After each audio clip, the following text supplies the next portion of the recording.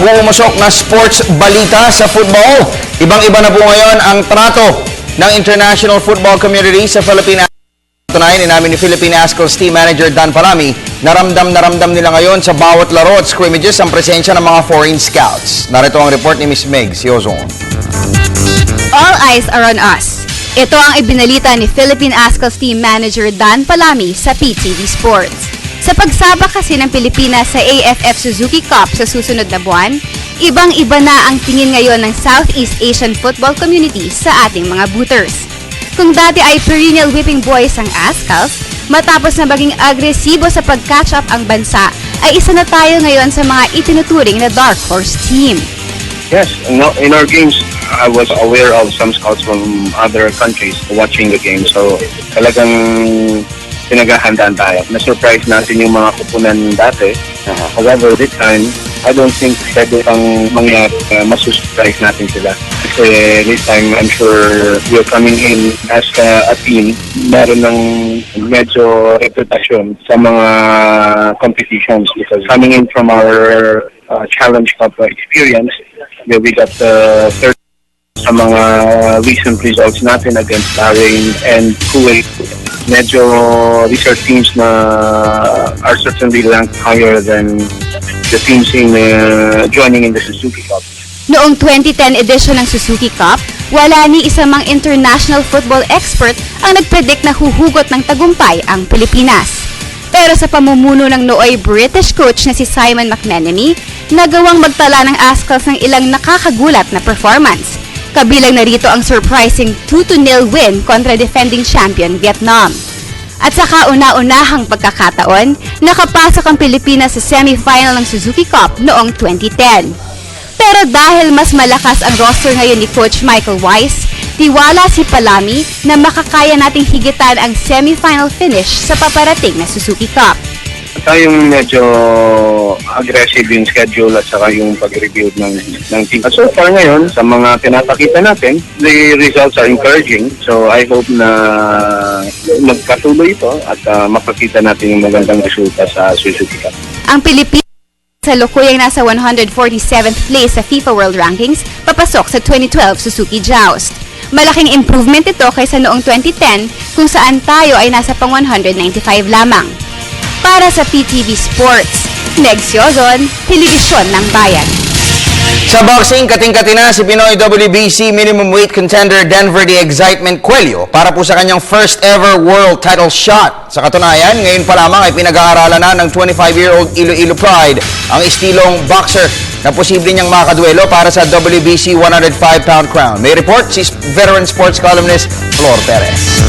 Personal na sasaksihan ni Pinoy fighter Denver the Excitement Cuello ang WBC minimum weight championship nila Javier Martinez ng Mexico at Chong Zhao Jong ng China sa Nobyembre 25. Ito'y dahil ang magwawagi sa salpukan ito ay hahamunin naman ang duelo ni Cuello para sa WBC 105-pound belt. Ang 25-year-old hard-hitting Pinoy bomber ay matagal na nag-aasam ng legitimate title pero ngayon pa lamang siya mabibigyan ng pagkakalaban para dito. Sa panayam ng PTV Sports, ibinunyag ni Cuello na inimbitahan siya ng WBC na magtungo sa Kunming, China at ito mano ang gagamitin niyang pagkakataon para ma-scout ang dalawang karibal. Aminado si Cuello na malawak na ang kanyang scouting report kay Jong, ngunit blanco pa rin siya pagdating kay Martinez. Yung kay Martinez, hindi ko pa napapanood yung laban niya, kay Zong lang. Ang style ni Zong, hindi naman gaano kalakasan eh. Parang amateur style din siya, pero hindi gaano kalakasan. Pero alam mo niya kay Martinez, yung experience. Hindi rin tinanggi ni Cuello na mas katig siya na makakalaban si Jong sa early part ng 2013 kahit pa dumako siya sa bansang China. Sa akin, sa tingin ko mananalo si Zong. Siyang mananalo. Sa record ni Zong, maganda-ganda yung record ni Zong kasi medyo may pagka-bitsirano na rin konti. Kasi ang Martinez, 13 wins ko lang eh.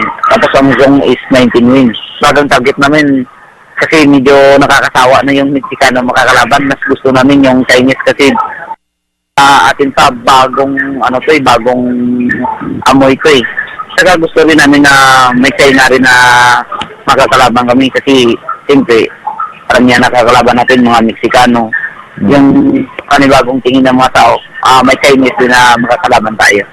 Sa ngayon ay handang mag-bid ang kampo ni Coelho para dito sa bansa gawin ang laban, pero hindi na umano ito mahalaga sa Ilonggo Puncher dahil mas importante para sa kanya ang matupad ang pangarap na maging isang world champion. Para sa PTV Sports, Flor Perez, Telebisyon ng Bayan. Lipat po tayo sa international basketball. Posibleng malipat po dito sa Pilipinas ang hosting ng 2013 FIBA Asia Men's Championships. Ito'y dahil kasalukuyang umiinit ang tensyon sa Southern Lebanon, ang bansang tumalo sa Pilipinas sa FIBA Asia bidding noong isang buwan.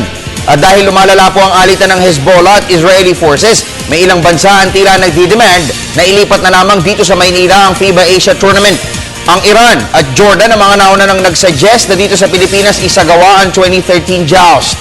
Ang FIBA Asia Championship sa susunod na taon ay isang malaking event na magdadala 3 finishers sa torneo sa 2014 World Basketball Championship sa Spain. Sa ngayon ay tikom pa rin po ang bibig ng Samahang Basketball ng Pilipinas hinggil sa naturang issue. Ayon kay SBP Executive Director Sunny Barrios, lumiham na sila sa FIBA Asia ilang saglit matapos na paboran ng Lebanon sa bidding at dito ay nakasaad na binibigyan pa ng Pilipinas ang Asian Basketball Body ng hanggang November 30 para mapagdesisyonan kung ibabalik sa Pilipinas o mananatili sa Lebanon ang 2013 hosting. Sa panig naman ni Smart Sports Media Relations Head Virgil Villavicencio, nakahandaan namang oras ang pondo na naka-earmark para sa torneo. Tinatayang hindi bababa sa $9 million ang budget na inihahanda ng MVP Sports Foundation para sa FIBA Asia 2013 hosting.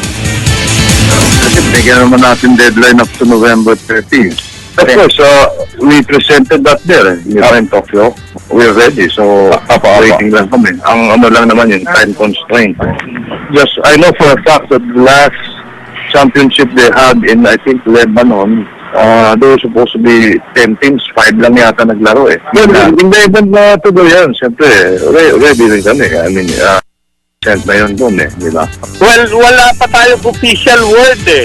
Pero kayo po ba did you attempt to burn lines na rin with your FIBA fellow officials? No.